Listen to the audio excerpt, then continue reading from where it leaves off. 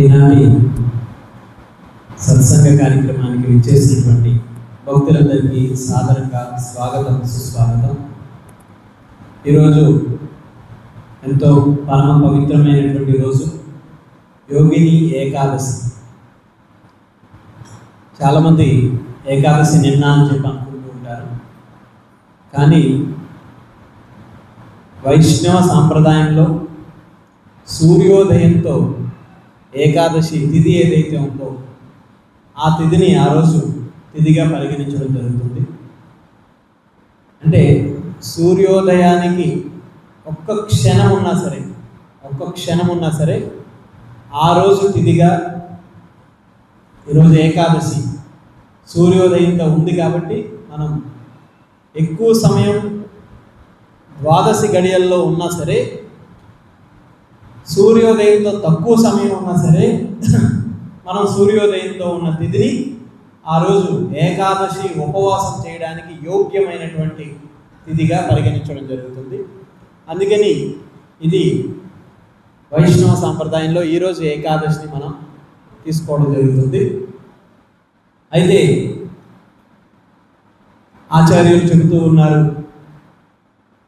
వేదములు చెబుతూ ఉన్నాయి, పురాణాలు ఇతిహాసాల్లో కూడా చెప్పబడి ఉంది.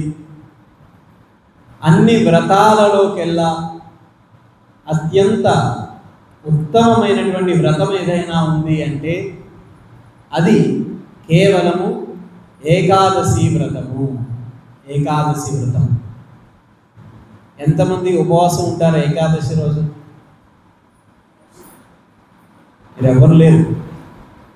ప్రయత్నం చేయండి, ఏకాదశి రోజు ఉపవాసం చేయడానికి ప్రయత్నం చేయండి.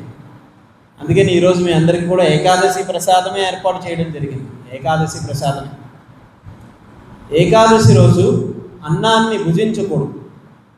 ఎందుకు భుజించకూడదు అంటే, ఏకాదశి రోజు ధాన్యమును పాపపురుషుడు ఆశ్రయించి ఉంటాడు.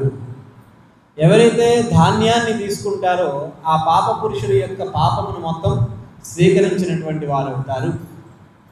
ఇంకా శాస్త్రీయంగా కూడా ఏకాదశి తిథికి ఎంత ప్రత్యేకత ఉంది అంటే, శాస్త్రీయ ఆధారాల ప్రకారం కూడా ఉపవాసం అనేటువంటిది ఆరోగ్యానికి ఎంతో మేలు చేస్తుంది.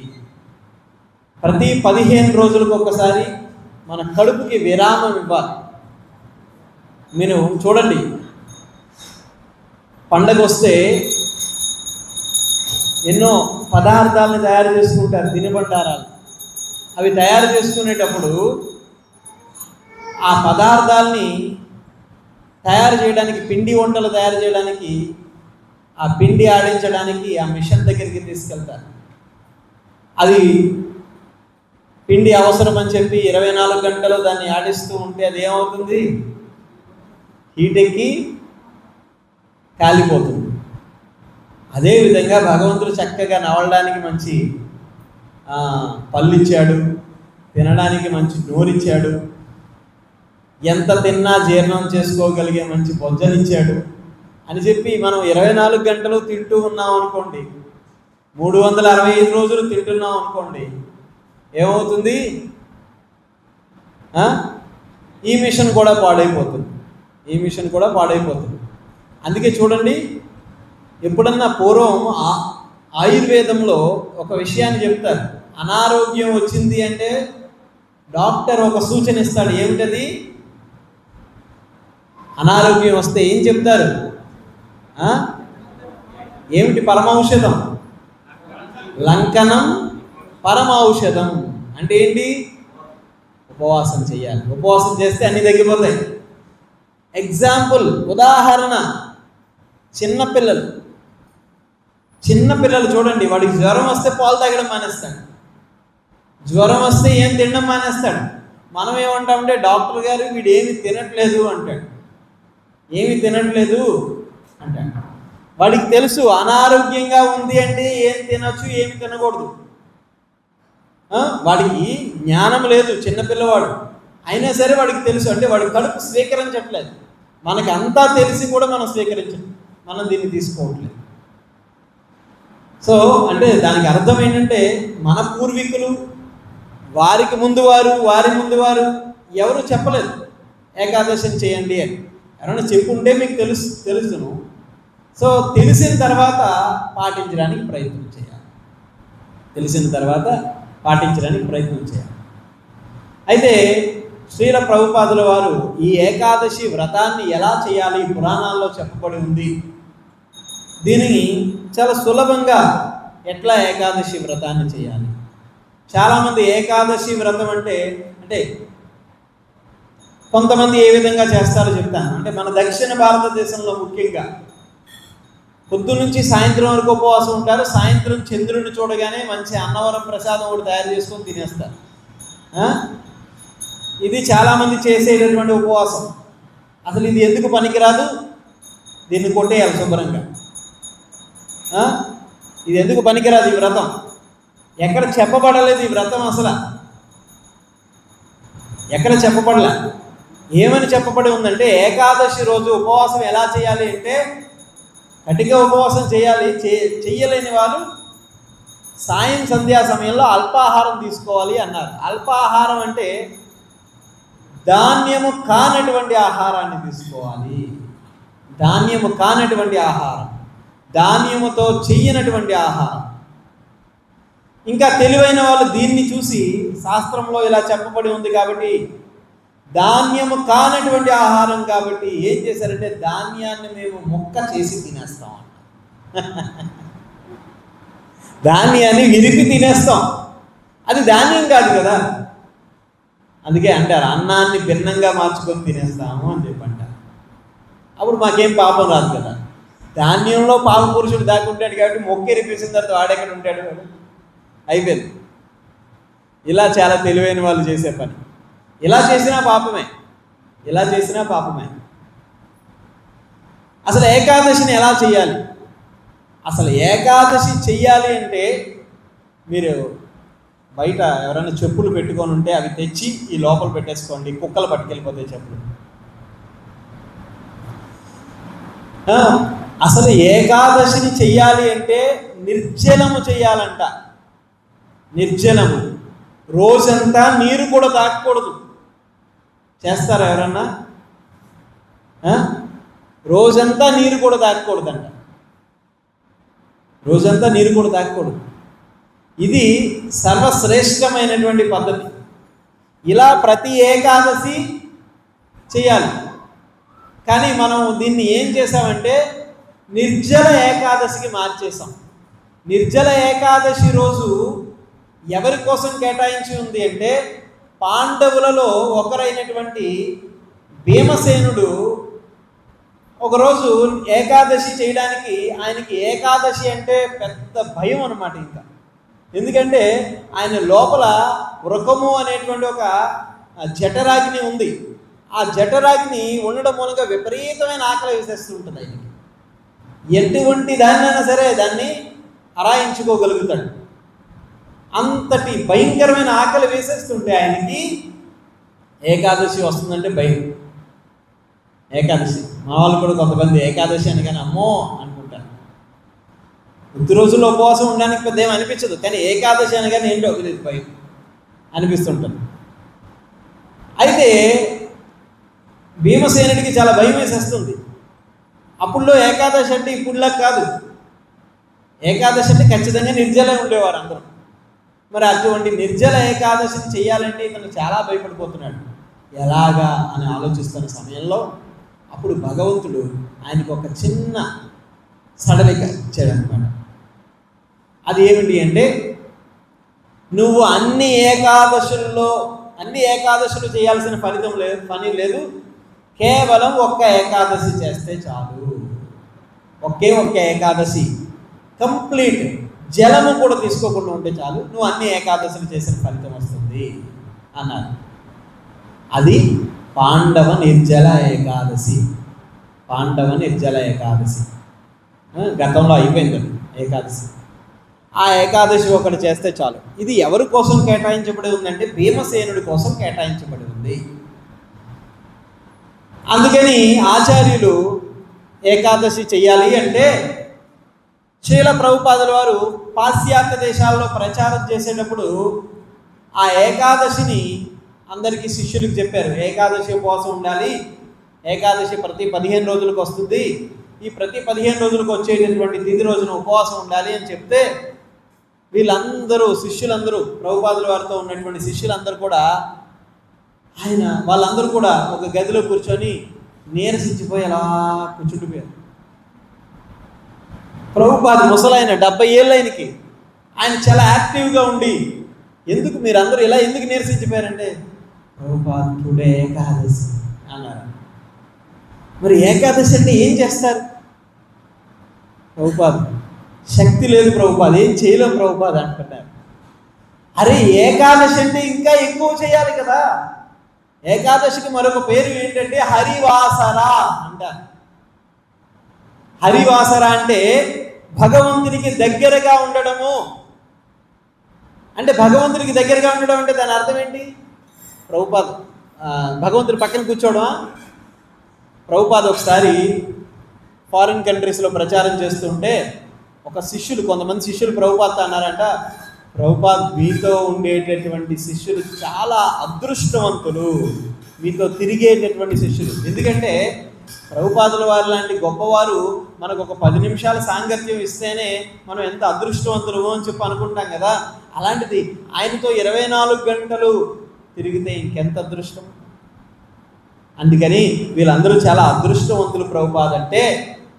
అప్పుడు ప్రభుపాద్ చెప్తారు, మస్కిటోస్ కూడా నాకు చాలా దగ్గరగా ఉంటాయి అంటారు. దోమలు కూడా చాలా దగ్గరగా ఉంటాయి అంటారు. దోమలు ఎందుకు ఉంటాయి దగ్గరగా? రక్తాన్ని పీల్చేయడానికి. సో భగవంతునికి దగ్గరగా ఉండాలి. ఎందుకోసం? కోరికలు కోరుకోవడానికి కోసం కాదు. కోరికలు కోరుకోవడం అంటే రక్తాన్ని పీల్చినట్టే. చాలామంది అంటారు, పిల్లోడు తండ్రిని నాన్న నాకు అది కావాలి, నాన్న నాకు ఇది కావాలంటే ఎందుకు చంపుకు తినేస్తున్నావు అంటారా లేదా? సో అదేవిధంగా హరివాసర అంటే భగవంతుడు పక్కన కూర్చోవడం కాదు, భగవంతుడు ఎదురుగా కూర్చోవడం కాదు, భగవత్ సంబంధితమైనటువంటి కార్యాలలో నిమగ్నమై ఉండడము. ఏమిటి భగవత్ సంబంధమైన కార్యాలు? కృష్ణ కథా శ్రవణం, కృష్ణ నామాన్ని భగవన్ నామాన్ని జపించడము, కృష్ణ భక్తులతో సాంగత్యం చేయడము, కృష్ణ సేవలో నిమగ్నమై ఉండడము. ఇది హరివాసర అంటే. మరి ఇటువంటి హరివాసర రోజు మీరు అందరూ ఏం చేస్తున్నారు? నీరసించి పడిపోతున్నారు. అందుకని ఈ రోజు నుంచి నేను చెప్తున్నాను, ఏకాదశి ఫీస్ట్ అనేటువంటి దాన్ని ఇంట్రడ్యూస్ చేస్తున్నానని శిల ప్రభుపాదుల వారు చెప్పారు. ఏకాదశి ఫాస్ట్ కాదు, ఫాస్టింగ్ కాదు, ఫీస్టింగ్ అన్నారు. ఏకాదశి సంబంధించినటువంటి పదార్థాలతో శ్రీల ప్రభుపాదుల వారు ఏకాదశి ఫీస్ట్ అంటే, ఆధ్యాత్మిక ఆచార్యులు ఎంత కరుణ కలిగిన వారు అంటే మన సంగతి తెలుసు. ఆయన 1970s స్టార్ట్ చేశారు. ఇప్పుడుంటే ఇంకేమైపోతారు? ఇప్పుడున్న వాళ్ళని ఏకాదశి చేయమంటే అయిపోయారా ఇంకా. సో కాబట్టి అందుకని మన కోసం ఆలోచించి ప్రభుపాదుల వారు ఏం చేశారంటే, ఏకాదశి ఫీస్ట్, ఏకాదశిలో ధాన్యముతో చెయ్యనటువంటి పదార్థాలని భుజించవచ్చు. అది కూడా కృష్ణార్పణము, కృష్ణుడికి అర్పించి మాత్రమే భుజించవచ్చు. ధాన్యముతో చెయ్యనటువంటి పదార్థం ఏమిటి? సగ్గుబియ్యము, కందమూలాలు, తర్వాత ఎన్నో రకాలైనటువంటి ఫలాలు, గింజలు ఎక్కువగా లేనటువంటి ఫలాలను భుజించవచ్చు. దానిమ్మ అటువంటి తినకూడదు. గింజలు ఎక్కువగా లేనటువంటి ఫలాలను భుజించవచ్చు. అంటే దానిమ్మ గింజలే తింటాం కదా, బొప్పాయి గింజలు ఉంటాయి కానీ బొప్పాయి గింజలు తినము కదా, బొప్పాయి తింటాం కదా. ఇలాంటివి. ఏకాదశి రోజు ధాన్యముతో చేసినటువంటి ఏ పదార్థాన్ని తీసుకోకూడదు, ధాన్యముతో చేసినటువంటి ఏ నూనెని తీసుకోకూడదు.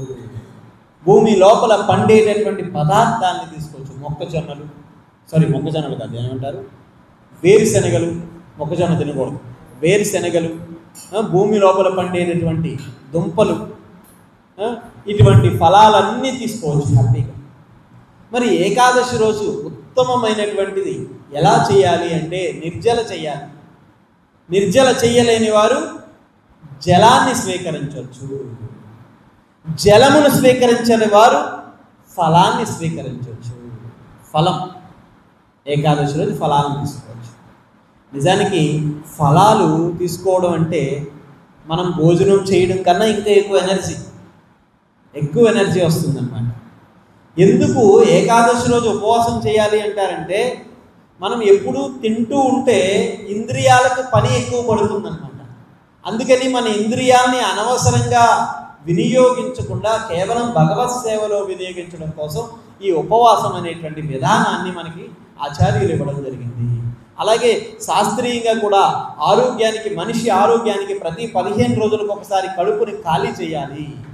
అంటే సులభంగా మన శరీరంలోంచి తేలికగా జీర్ణమయ్యే పదార్థాన్ని తీసుకోవాలి. అసలు మనిషి ఆరోగ్యంగా ఉండాలంటే మనం తిన్నటువంటి ఆహారము 6 గంటల్లో జీర్ణమైపోవాలి. 6 గంటల్లో జీర్ణమైపోవాలి. మనం శాకాహారం ఏదైనా తీసుకుంటే 6 గంటల్లో జీర్ణమైపోతుంది. కానీ శాకాహారం కానిది ఏదైనా తీసుకుంటే అది జీర్ణం అవడానికి 72 గంటలు పడుతుంది. ఈరోజు మన యొక్క కడుపులో అందరికీ కూడా గ్యాస్ట్రాలజీ దగ్గరికి వెళ్ళాలి. అందరు కూడా గ్యాస్ట్రిక్ సమస్యలు అందరికీ కూడా కడుపుకి సంబంధించినటువంటి సమస్యలే. కారణం ఏమిటి అంటే, ఏం చేస్తున్నాడు, తింటున్నాడు, అది ఇంకా జీర్ణం అవ్వట్లేదు, లోపలికి వెళ్ళిపోతుంది. ఒక్కసారి ఎగ్జాంపుల్ చూడండి. ఇంటిలో చెత్త పోగు చేసుకున్నారు, ఆ చెత్తని ఇంకొక దాంట్లో వేయండి, అదే చెత్తని మళ్ళీ అలా చెత్తని క్రమేపీ వేసేస్తూ ఉంటే ఆ లోపల ఆ చెత్త గ్యాస్ ఫామ్ అయిపోతుంది. ఒక భయంకరమైన కుళ్ళు దుర్వాసన వచ్చేస్తుంది. మన శరీరంలో కూడా అదే జరుగుతుంది. ఈ శరీరంలో కూడా అదే జరుగుతుంది. అందుకని ఆచార్యులు చెప్తున్నారు, డాక్టర్స్ కూడా చెప్తున్నారు, ప్రతి 15 రోజులకు ఒకసారి కడుపుని ఖాళీ చేసుకోవాలి. సులభంగా, అత్యంత సులభంగా జీర్ణమయ్యే ఆహారాన్ని తీసుకోవాలి. అప్పుడు ఆరోగ్యంగా ఉంటారు. ఎవరైతే ప్రతి ఏకాదశిని చేస్తారో, నెలకి వచ్చే 2 ఏకాదశులను చేస్తారో, అటువంటి వారు సోమ, మంగళ, బుధ, గురు, శుక్ర, శనివారాలు చేయాల్సిన పని లేదు. శాస్త్రం చెప్తున్న వాక్యం. నేను శుక్రవారాలు చేస్తానండి, శనివారాలు చేస్తానండి, అట్లాంటిది ఏం లేదు. ఏకాదశి ఏ రోజు వస్తే ఆ రోజు చేస్తే చాలు. అలా ఏకాదశి వ్రతాన్ని చేయాలి. అసలు ఏకాదశి వ్రతం ఎందుకు, ఎవరు కనిపెట్టారు, ఎలా పుట్టింది ఏకాదశి వ్రతం అసలు ఎలా పుట్టింది అంటే, పూర్వం మురాసుర అనేటువంటి ఒక రాక్షసుడు ఉండేవాడు. ఈ రాక్షసుడు ఎంత భయంకరమైనటువంటి వాడు అంటే, స్వర్గం మీద దండెత్తి ఆ స్వర్గంలో ఇంద్రుణ్ణి భయపెట్టేసి ఇంద్రసింహాసనాన్ని చేజిక్కించుకొని ఆ మురాసురుడి యొక్క సేవకుడైనటువంటి ఒక అసురుణ్ణి తీసుకొచ్చి ఇంద్రుడి యొక్క సింహాసనం మీద కూర్చోబెట్టి దేవతలందరినీ భయంకరమైనటువంటి బాధలకి గురి చేస్తూ ఉన్నాడు. ఆ సమయంలో ఈ ఇంద్రుడి సింహాసనం మీద కూర్చునేవాడు, నాదే శాశ్వతమైనది సింహాసనం అని చెప్పి వాడు ఇంకా భయంకరంగా, ఇంకా క్రోధంగా ప్రవర్తించడం జరిగింది. దేవతలకి ఏమి చేయాలో అర్థమయ్యేది కాదు. ఏం చేయాలో తెలియక మారువేషంలో భూమండలంలో తిరుగుతూ ఉన్నారు. ఇలా ఎన్నాళ్ళు తిరుగుతాం మన యొక్క రాజ్యాన్ని వదిలిపెట్టి అని చెప్పి ఒకరోజు వీళ్ళందరూ కూడా కలిసి పరమశివుడి దగ్గరికి వెళ్ళారట. పార్వతీనాథుడైనటువంటి పరమశివుడి దగ్గరికి వెళ్ళారు. ఆ పరమశివుడి దగ్గరికి వెళ్తే ఆ పరమశివుడు పద్మపురాణంలో చెప్పబడి ఉంది కథ అంతా కూడా. పరమశివుడు చెప్తూ ఉన్నారు, ఈ సృష్టిలో దుష్ట శిక్షణ, శిష్ట రక్షణకి కారణమైనటువంటి వారు ఎవరు అంటే ఆ శ్రీమన్నారాయణుడు. అటువంటి శ్రీమన్నారాయణుడి దగ్గరికి వెళ్ళి మీ యొక్క మొర ఆలకించినట్లయితే ఆ మొరాసురుణ్ణి సంహరించడం జరుగుతుంది అని చెప్పి నేరుగా ఆ పార్వతీనాథుడే ఆ శ్రీమన్నారాయణుడు పాలసముద్రంలో శయనించి ఉంటే అక్కడికి తీసుకువెళ్ళడం జరుగుతుంది. అప్పుడు తీసుకెళ్ళిన తర్వాత అప్పుడు శ్రీమన్నారాయణుడు చెప్తున్నారు, మీరు దేవతల మీద, మీరు ఆ దానవుల మీద యుద్ధాన్ని ప్రకటించండి, నేను వచ్చి చూసుకుంటాను. దానవుల మీద యుద్ధాన్ని ప్రకటించారు. ఇంద్రుడు తన యొక్క తన యొక్క ఆ వజ్రాయుధంతో ఆ దానవుల్ని సంహరించడానికి ముందుకు వెళ్ళిపోయాడు. కానీ మురా అనేటువంటి భయంకరమైనటువంటి రాక్షసుడు ఆయన ఒక్క అరుపుతోనే ఈ దేవతలందరినీ కూడా భయపెట్టేశాడు. అప్పుడు దేవతలందరూ గడగడగడ వణిగిపోతుంటే అప్పుడు శ్రీమన్నారాయణుడు వచ్చారు. ఆయన వచ్చి ఏం చెప్తున్నారంటే, మురాసురుడితో తన గదా యుద్ధానికి దిగాడు. దేవతల్ని భయపెడతావా, నాతో యుద్ధానికి రా, నీకు ధైర్యం ఉంటే అని చెప్పి గదా యుద్ధానికి దిగాడు. కానీ భగవంతుడి యొక్క లీల ఎంత గొప్పగా ఉందో చూడండి. గదా యుద్ధంలో భగవంతుడు ఓడిపోయాడు. కొన్ని వేల సంవత్సరాల యుద్ధం జరిగిందంట. ఆ యుద్ధంలో ఆ శ్రీమన్నారాయణుడు ఓడిపోయాడు. ఓడిపోయి ఏం చేస్తూ ఉన్నాడంటే, ఆ యుద్ధం నుండి పారిపోతూ ఉన్నాడు స్వామి. పారిపోతూ బద్రీనారాయణ క్షేత్రానికి చేరుకున్నాడు స్వామి. ఆ బద్రీనారాయణ క్షేత్రానికి చేరుకొని అక్కడ ఒక గృహ ఉంటే ఆ గృహలో భగవంతుడు యుద్ధం చేసి అలిసిపోయి ఆయన నిద్రిస్తూ ఉన్నాడు. మురాసురుడు చూస్తున్నట్టుగానే ఆ గృహలోకి వచ్చాడు స్వామి. అప్పుడు ఆయన నిద్రిస్తూ గృహ లోపలికి అంతర్భాగానికి వెళ్ళిపోయి నిద్రిస్తూ ఉంటే బద్రీనారాయణ క్షేత్రం దగ్గరలో అక్కడ నిద్రిస్తున్నటువంటి స్వామిని చూడడానికి ముందుకు వచ్చాడు. ఆ స్వామిని ఎలాగైనా సమ్మానించాలని చెప్పి ముందుకు వచ్చాడు మురాసురుడు. ముందుకు వచ్చిన తర్వాత ఆయన శరీరంలోంచి ఒక దివ్యమైనటువంటి కాంతి బయటకు వచ్చి, ఆ కాంతి ఎలా తయారైంది అంటే ఒక స్త్రీమూర్తిగా, ఒక దుర్గా, కాళీ, చండి, వైష్ణవి రూపంగా ఆవిడ దర్శనమిచ్చింది. ఆవిడ శరీరంలో ఆవిడ యొక్క అష్టబాహువులు ఉన్నవి. ఆవిడ శరీరానికి ఎరుపు రంగు వస్త్రాన్ని ధరించి ఉంది. శరీరం అంతా అలంకరించుకొని ఉంది. శరీరంలో ఆ చేతులకి చేతి నిండా గాజులు వేసుకొని ఉంది. ఆ భయంకరమైనటువంటి అష్టబాహువులు కలిగినటువంటి ఆ స్త్రీ రూపాన్ని చూసి మురాసురుడు ఆశ్చర్యపోయి, నువ్వు ఎవరితో యుద్ధం చేయడానికి ఇక్కడికి వచ్చావు? అసలు నువ్వు రాజువేనా? దానవ రాజువేనా? నువ్వు రాజు యొక్క ధర్మం ఏమిటి? నిద్రిస్తున్నటువంటి వాళ్ళ మీద ఆయుధం చూపించడం అది తప్పు కదా. నువ్వు యుద్ధం చెయ్యాలి అనుకుంటే నాతో యుద్ధం చెయ్యి అని చెప్పన్నారు. అప్పుడు ఆయన ఆశ్చర్యపోయాడు. అరే, స్త్రీతో నేనెక్కడ యుద్ధం చేసేది? అసలు నువ్వు ఆయన దగ్గరికి వెళ్ళాలి అంటే ముందు నన్ను దాటి వెళ్ళాలి అని చెప్పి అనగానే మురాసుడు యుద్ధం చేయడానికి సిద్ధమైపోయాడు. అప్పుడు యుద్ధం చేయడానికి సిద్ధమైపోయిన తర్వాత ఆ యుద్ధములో ఆ యొక్క ఆ దేవి ఎవరైతే ఉన్నారో ఆవిడ మురాసురుణ్ణి భస్మం చేసి పడేసింది. శరీరంలో ఏ భాగం మిగలకుండా భస్మం చేసి పడేసింది. అప్పుడు స్వామివారు నిద్రలేసి చూసేటప్పటికి ఎదురుగా చితాభస్మం కనిపిస్తుంది. అరే, ఆయనకి ఏమి తెలియనట్టుగా ఎవరు ఈ మురాసురుణ్ణి సంహరించారు అని చెప్పి అంటున్నారు. అప్పుడు ఆ దేవి చెప్తుంది, స్వామి, మీ నుండే నేను అవతరించాను, మీ మనస్సు నుండి నేను అవతరించాను. మీ యొక్క శక్తితో, మీ యొక్క అనుగ్రహంతో ఈరోజు నేను ఆ మురాసురుణ్ణి సంహరించడం జరిగింది అని చెప్తూ ఉంది. అప్పుడు ఆవిడ యొక్క శక్తి సామర్థ్యాలకి, ఆవిడ చేసినటువంటి గొప్ప పనికి ఆ భగవంతుడు మెచ్చి, నీకు ఏదైనా వరాన్ని ఇస్తాను కోరుకో అని చెప్పన్నారంట. అనగానే ఆ 4 వరాల్ని కోరుకుంది ఆవిడ. ఏమిటా 4 వరాలు అంటే, అది విని వినయముతో కన్యక ఆ యొక్క దేవి ఇట్లా, నేను లోకునాథ, సర్వేశ్వర, మురారి, భక్తవత్సల, మీరు నా ఎడల ప్రసన్నులు అయినచో నాకు 4 వరాలు ఇవ్వండి. అందులో మొట్టమొదటి వరం ఏమిటి అంటే, నేను సమస్త తీర్థముల కంటే శ్రేష్టముగా ఉండవలెను. ఎవరైతే ఈ ఏకాదశి వ్రతాన్ని పాటిస్తారో వారు ఈ భూప్రపంచంలో ఉండేటువంటి సమస్త తీర్థముల్లో స్నానమాచరించినటువంటి ఫలితం వస్తుంది బ్రహ్మ ముహూర్త సమయంలో ఏకాదశిని పాటిస్తే. రెండో వరం, నాకు సమస్త పాపములను విఘ్నములను విఘ్నములను వినాశమునరించు శక్తి సామర్థ్యములు ఉండవలను. ఎవరైతే ఈ ఏకాదశిని పాటిస్తారో అటువంటి వారు వారి జీవితంలో ఉండేటువంటి సమస్త విఘ్నములన్నీ తొలగిపోతాయంట. ఏకాదశికి అంత శక్తి ఉంది. ఇంకా మూడవది, నేను సమస్త సిద్ధులను వసంగు సమర్థత కలిగి ఉండవలను. ఎవరైతే ఏకాదశిని పాటిస్తారో ఈ ఏకాదశిని పాటిస్తున్నటువంటి వారికి సమస్తమైనటువంటి కోరికలు నెరవేరిపోతాయంట, సమస్త సిద్ధులు వసగబడతాయంట.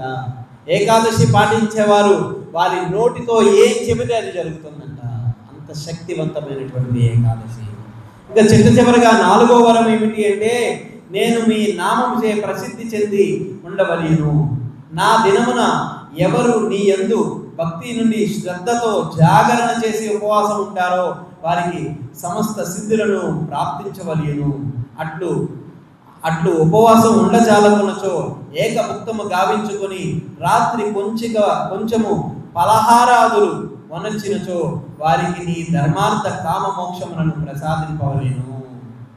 ఎవరైతే ఈ ఏకాదశి ఆవిడ కోరుకుంటుంది ఆ తిథిని నీ పేరుతో, ఏకాదశి అంటే 11వ రోజు ప్రారంభం నుండి, ఆ తిథి ప్రారంభం నుండి 11వ రోజు ఏకాదశి అన్నమాట.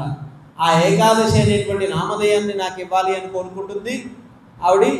అదేవిధంగా ఎవరైతే ఏకాదశి రోజు ఉపవాసం చేస్తారో వారికి సమస్తమైనటువంటి సిద్ధులు లభించాలి.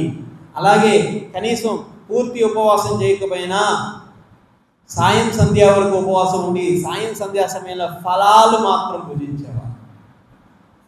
ఫలాహారం అంటే దాని అర్థం ఇడ్లీ దోశలు కాదు, ఫలాలు మాత్రం భుజించేటటువంటి వారికి ఏమని చెప్తున్నారు? ధర్మార్థ కామ మోక్షములను ప్రసాదింపము. ఇంతకీ ఆ దేవి ఎవరో కాదు, సాక్షాత్ ఏకాదశి దేవియే.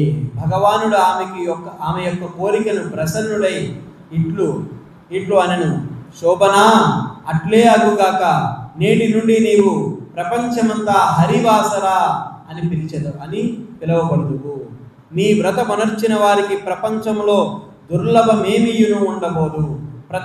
ప్రతి పక్షమున నీకొక దినము నుండుగా, అంటే కృష్ణపక్షంలో అటు శుక్లపక్షంలో కూడా నీకు ఒక దినం ఉంటుంది అని చెప్తున్నారు. ఆ విధంగా ఏకాదశికి వరాలు ఇచ్చి భగవంతుడు ఆ ముక్తి ప్రదాయిని అనేటువంటి బిరుదుని ఆవిడికి అంకితాన్ని చేసి భగవంతుడు ఈ జగత్తును అక్కడి నుంచి అంతర్ధానం అయిపోయాను. ఇది ఏకాదశి.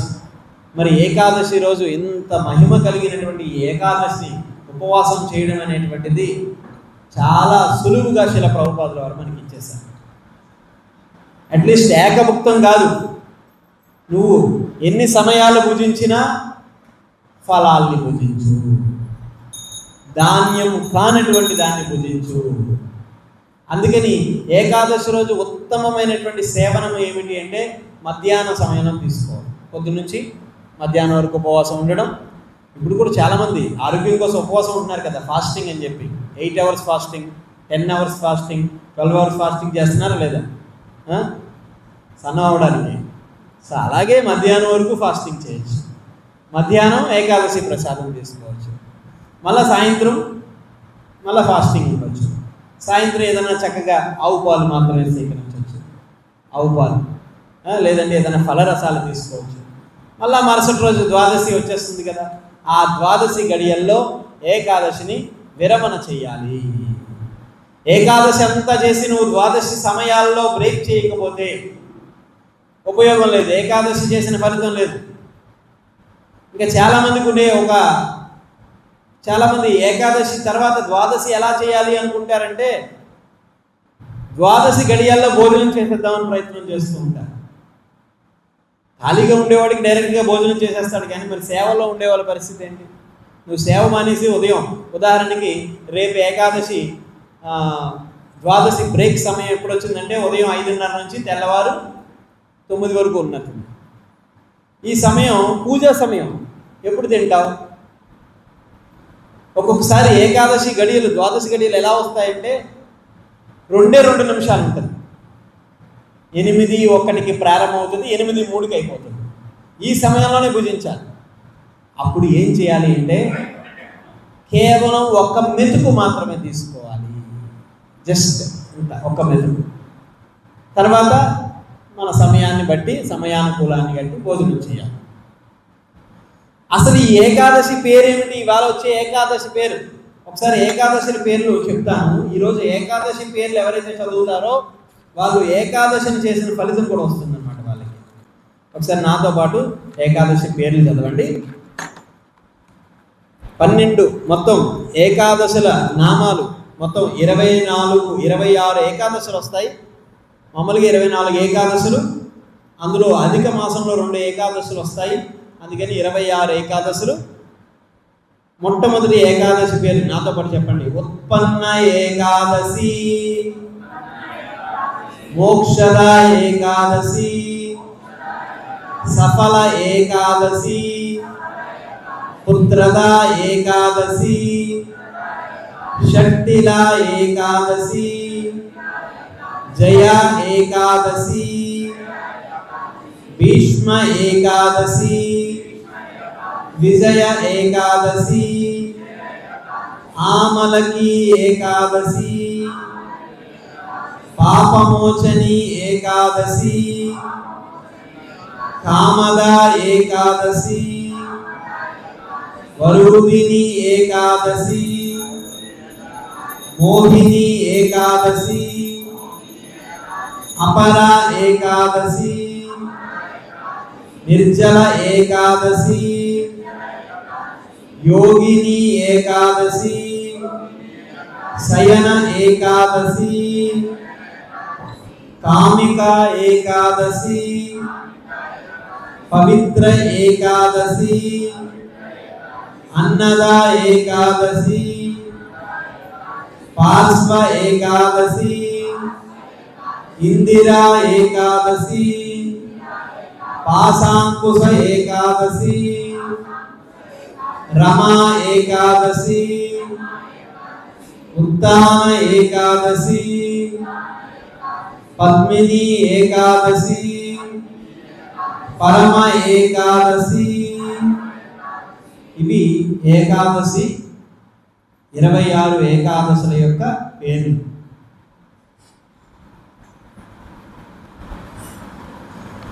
ముఖ్యంగా ఈరోజు ఏకాదశి పేరు ఏమిటి అంటే యోగిని ఏకాదశి. ఒకసారి ఈ ఏకాదశి మహత్యాన్ని చదువుకుందాం. జ్యేష్ఠ మాసంలో కృష్ణపక్షంలో వచ్చే ఏకాదశి యోగిని ఏకాదశి మహిమను శ్రీకృష్ణ భగవానుడు యుధిష్ఠిర సంవాద రూపమున బ్రహ్మవైత్య పురాణంలో ఈ విధంగా వివరించబడి ఉంది. ఒకసారి ధర్మరాజు శ్రీకృష్ణునితో, ఓ దేవా మధుసూదన, నిర్జల ఏకాదశి మహిమను నేను విన్నాను.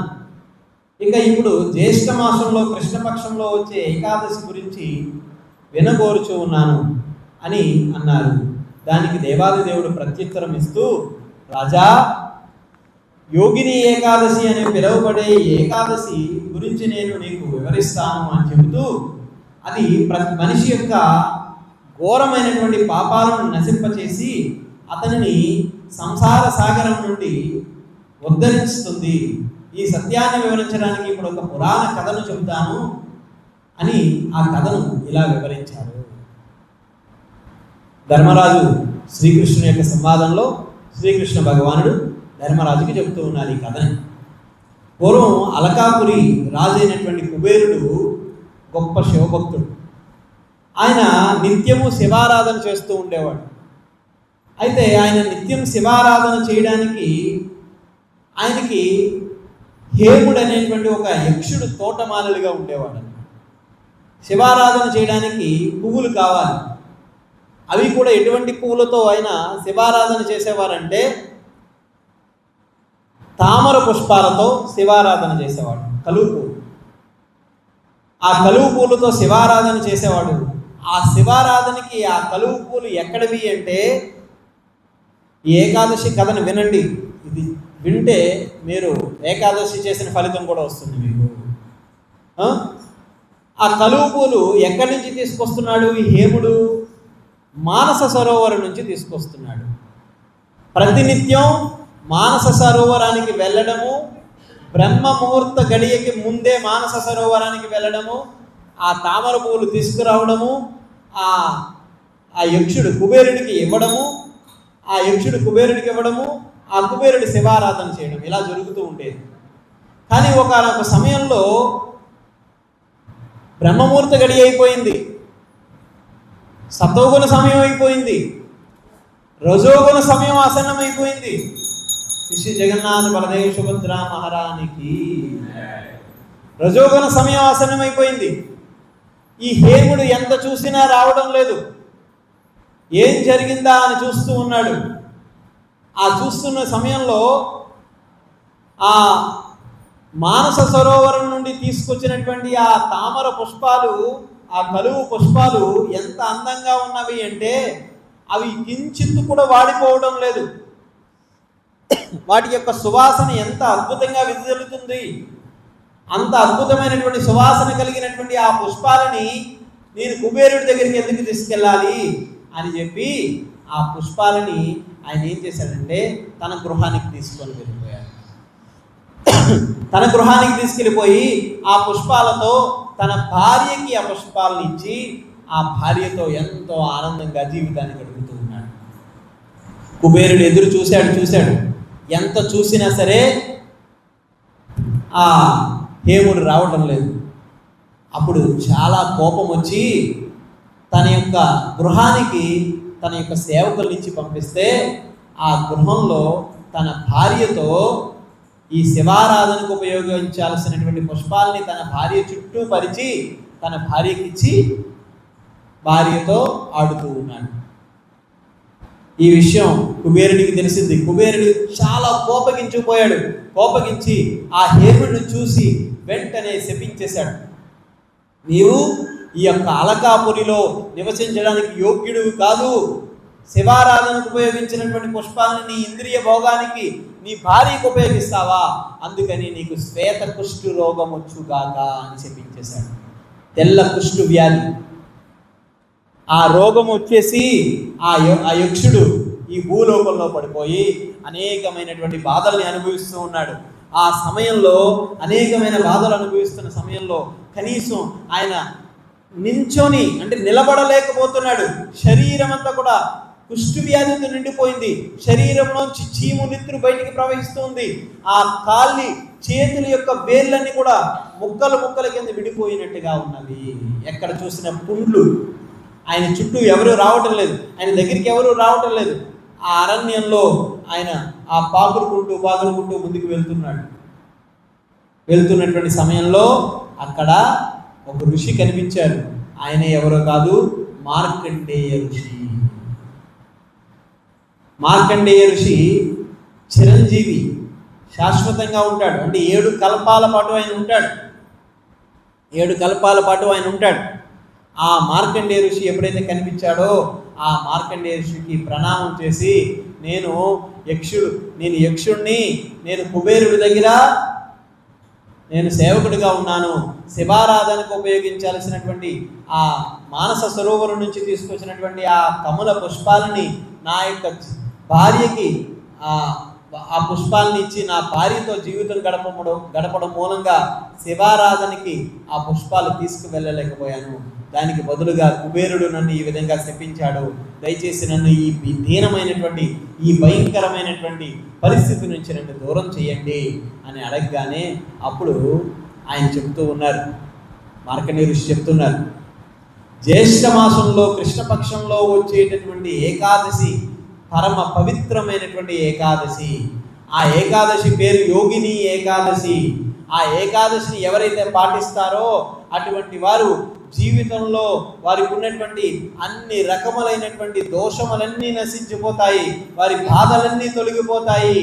ఈ ఏకాదశిని ఎవరైతే పాటిస్తారో, ఈ యోగిని ఏకాదశిని ఎవరైతే ఈ యోగిని ఏకాదశిని పాటిస్తారో వారి యోగములో స్థిరంగా ఉంటారు. యోగము అంటే ఏంటి? నిన్న చేశారు కదా అందరూ, అది కాదు. నిన్న అందరూ యోగా చేశారు కదా, యోగా డే. ఏం చేశారు? యోగా మ్యాట్లు పట్టుకొని వచ్చారు అందరూ. దొరికిన వాడికి దొరికినన్ని యోగా మ్యాట్లు అన్నట్టు మనం చూశాను నిన్న. ఆటోల్లో 10 వేసి 20 వేసి ప్యాక్ చేసి తెచ్చేసుకుంటున్నారు మ్యాట్లు. పాపం అంత కష్టపడి ఆ యోగా డే చేశారు. ఆ యోగా డే అంతా కూడా నా మ్యాట్ నాది అని చెప్పి కొట్టుకోవడం సరిపోయింది. వాటర్ బాటిల్స్ ఇస్తే వాటర్ బాటిల్స్ కూడా కొట్టుకుంటున్నారు అక్కడ. ఇది పరిస్థితి. యోగా అంటే ఆసనాలు ఒక్కటే కాదు. యోగా అంటే కేవలం ఆసనాలు ఒక్కటే కాదు. యోగా అంటే కూడిక.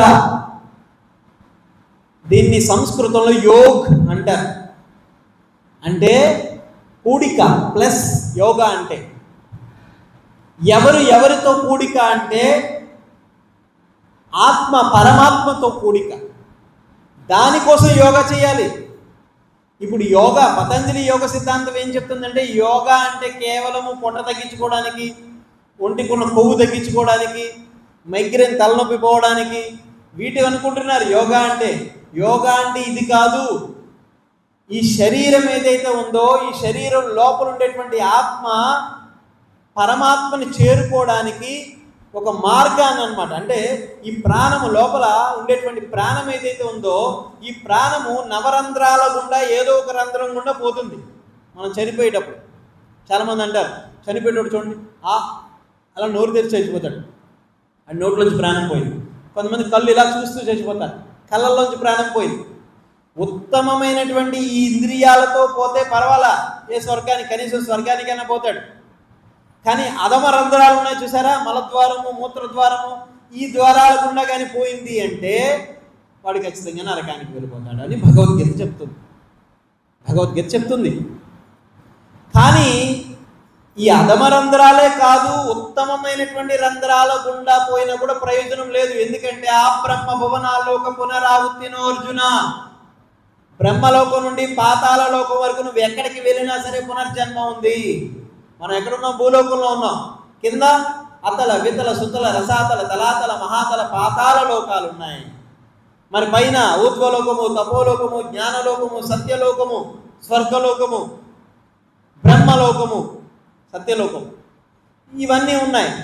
ఈ లోకాలలో నువ్వు ఎక్కడికి వెళ్ళినా మళ్ళీ ఇక్కడ తిరిగి రావాల్సిందే. బ్రహ్మలోకానికి వెళ్ళినా కూడా మనం కూడా ఇప్పుడు బ్రహ్మగా అయ్యి ఉంటాం. బ్రహ్మ నుండి పతనమవుతూ చీమ దాకాకి వెళ్ళిపోయాం, బ్యాక్టీరియా దాకా కూడా వెళ్ళిపోయాం. మళ్ళా అక్కడి నుంచి ఏదో కాస్త పుణ్యకర్మ చేసుకోవడం మూలంగా మళ్ళా నెమ్మదిగా మానవ జన్మకు వచ్చాం. ఈ మానవ జన్మకు వచ్చి దీన్ని మళ్ళీ ఉపయోగించుకోకపోతే వైకుంఠ పని ఆట. చూడండి, కష్టపడి పైకి వెళ్తాం, కన్ను వేసుకొని కింద పడిపోతాం, ఆ పాము నోట్లోంచి కిందకి వచ్చేస్తాం, కోతి దగ్గరికి వచ్చేస్తాం. అలాగే ఉంటుంది. కాబట్టి ఈ ప్రాణాన్ని మనం ఏం చేయాలి? అపాన వాయువుల ద్వారా బయటికి పంపించకుండా ఏం చేయాలి? బ్రహ్మరంధ్రం గుండా బయటికి పంపించాలి. ఎవరైతే ఈ బ్రహ్మరంధ్రం గుండా ఆత్మని బయటికి పంపిస్తారో వాడు మాత్రమే ఎప్పుడు తిరిగి రానటువంటి లోకానికి చేరుకుంటాడు. ఎప్పుడు తిరిగి రానటువంటి లోకానికి చేరుకుంటాడు. చాలామంది తెలియదు ఎందుకు సెగ పెట్టుకుంటారు, ఈ సెగ ఎందుకు పెట్టుకుంటారు అని చెప్పి అనుకుంటారు. ఈ సెగ దేనికి పెట్టుకుంటారంటే, ఈ బ్రహ్మరంధ్రం గుండా నేను ఆత్మని తీసుకువెళ్ళడానికి సాధనలో ఉన్నాను అని చెప్పడానికి, సాధనలో ఉన్నాను అని తెలియపరచడానికి, గుర్తు పెట్టుకోవడానికి, కనీసం అట్లీస్ట్ మనకి దానికి ఇక్కడ సెగ పెట్టుకుంటాం అన్నమాట. సో కాబట్టి ఈ బ్రహ్మరంధ్రం గుండా ఎవరైతే ఆత్మని తీసుకువెళ్తారో అటువంటి వారు మళ్ళా ఈ జగత్తుకి తిరిగి రారు, ఈ భౌతిక జగత్తుకి తిరిగి రారు. అందుకని యోగా అంటే కూడిక. ఆత్మ పరమాత్మతో ఎప్పుడైతే కూడుకుంటుందో అప్పుడు ఈ శరీరంలోంచి ఈ ప్రాణము పాన వాయువుల కింద పోకుండా బ్రహ్మరంధ్రం గుండా బయటికి వెళ్తుంది. ఇది యోగం అంటే. అందుకని ఈ యోగిని ఏకాదశిని ఎవరైతే పాటిస్తారో అటువంటి వారు భగవంతునితో యోగము ద్వారా సంబంధాన్ని కలిగి ఉంటారు. అది ఈ ఏకాదశి మహత్యము. కాబట్టి ఈ ఏకాదశి కథని ఎవరైతే వింటారో ఇక్కడ చెప్తూ ఉన్నారు, 88,000 మంది బ్రాహ్మణులకు సంతర్పణ చేయగా వచ్చే ఫలము కేవలము ఈ యోగిని ఏకాదశి వ్రత పాలన వలన కలుగుతుంది. 88,000 మంది బ్రాహ్మణులకి అన్నదానం చేసిన ఫలితం వస్తుందంట ఈ ఏకాదశిని పాటిస్తే. ఇది మనిషి యొక్క సమస్త పాపాలను నశింపచేసి అమిత పుణ్యాన్ని చేకూరుస్తుంది. ఇది ఏకాదశి ఈరోజు మహత్యము. హరే కృష్ణ. ఎవరికైనా డౌట్స్, సందేహాలు ఏమైనా ఉన్నాయా ఏకాదశి కోసం? చెప్పండి.